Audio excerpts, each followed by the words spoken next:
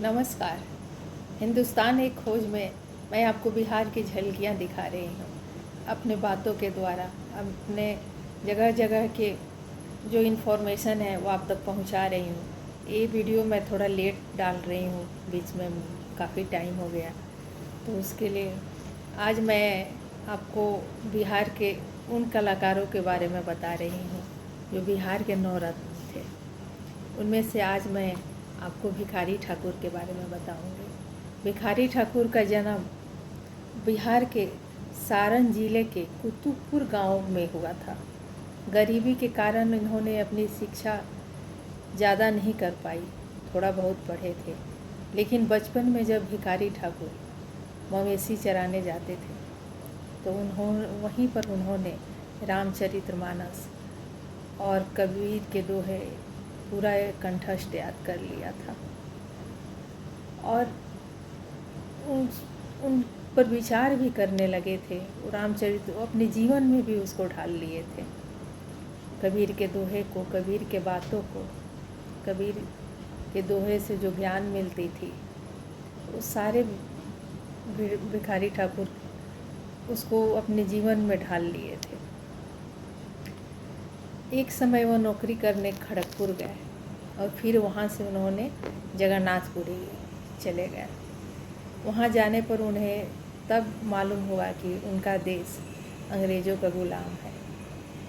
कुछ दिन वहाँ काम करने के बाद वो अपने गांव वापस आ गए। उन्हें उनकी गांव की याद आने लगी। गांव लौटने के बाद उनका मन काम में तो कम लगता था, क्योंकि वो तो बहुत पहले ही उनको ज्ञान मिल चुका था। वो कबीर के दोहे पढ़कर, जो आदमी इतना पढ़ा लिखा नहीं हो लेकिन उसको कबीर, रामचरितमानस, ये सारे चीज़ों से लगाव हो और उसकी समझ हो, तो वो अंदर से कितना ज्ञानी है। स्कूली शिक्षा में जाहिर सी बात थी कि पैसे के कारण बहुत डिग्री नहीं ले पाए थे, तो वो अपने गांव लौट आए। गांव आकर उन्होंने एक मंडली बनाई और रामलीला खेलने का काम शुरू कर दिया गांव में। इसके अलावा वो गाना गाते थे, नाटक करते थे, फिर गीत लिखते थे, फिर धीरे धीरे वो पुस्तकें भी लिखना आरंभ कर दिया।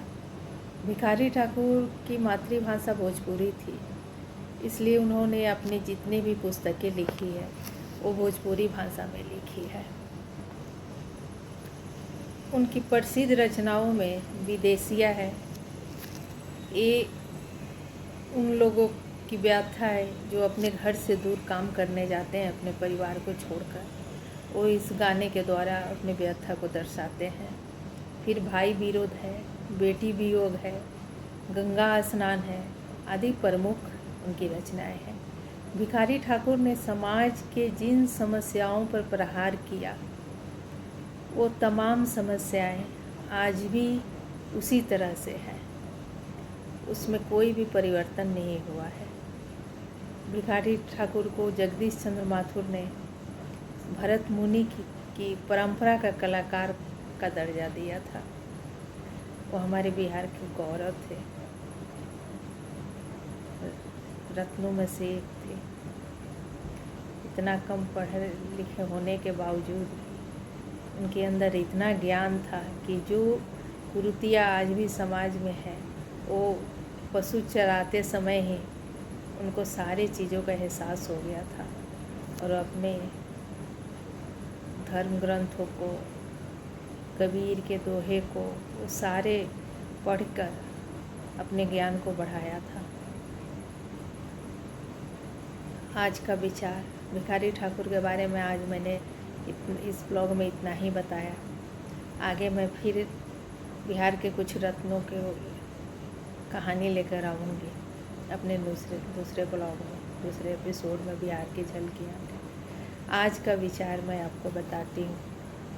थोड़ा डूबूंगा मगर मैं फिर तैर आऊँगा, ए जिंदगी तू देख मैं फिर जीत जाऊँगा। नमस्कार।